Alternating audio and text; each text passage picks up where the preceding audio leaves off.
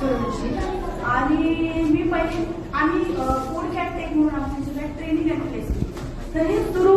का केलं असेल आम्ही कारण की इंजिनिअरिंग डिप्लोमाचे जे स्टुडंट्स आहेत तर फक्त ते डिग्री घेऊन पास आउट होत आहेत ओके जॉब कुठे त्याच्यासाठी कारण की स्किल अवेलेबल नाहीये आणि जर सपोज तुम्ही कोणत्या कंपनीमध्ये जाताय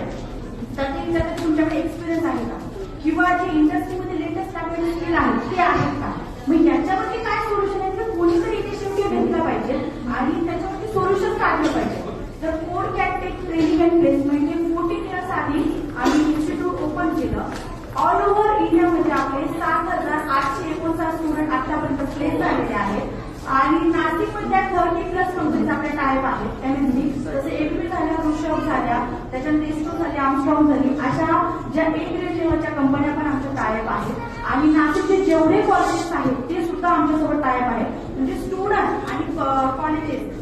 किंवा ज्या कंपनीज आहेत त्या पण आमच्यासोबत एक इनिशिएटिव्ह कोलॅबरेशन मध्ये आहे आणि मेन सांगायचं गेलं तर मी डायरेक्टर आहे फूड टेकची आणि उमेश सुरंशी सर जे आहेत ते आज आलेले नाहीयेत तर ते फाउंडर आहेत आणि इथे आमची टीम आलेली आहे मिस्टर कृष्णा सर आणि यामिनी मॅम तर ती मला सपोर्ट करण्यासाठी आलेली आहे आणि मी स्पेशली थँक्स करते आनंदी न्यूज फाउंडेशनचे आणि मिस्टर विक्टर सरांचे की त्यांनी हा पुरस्कार एक नॉमिनेशन मला केलं आणि आज तो पुरस्कार मला भेटणार आहे तर माझा सांगण्याचा उद्देश एवढाच आहे की स्किल पण डेव्हलप करा आणि तुम्ही एक लेटेस्ट काय चालू आहे जगामध्ये तर हे बघा पहिले फक्त तुम्ही एक सर्टिफिकेट घेऊन जाता रिझ्यूम घेऊन जाता तुमचा रिझ्यूम आज एटीएस फ्रेंडली आहे का तुम्ही कुठे लोकेट करताय का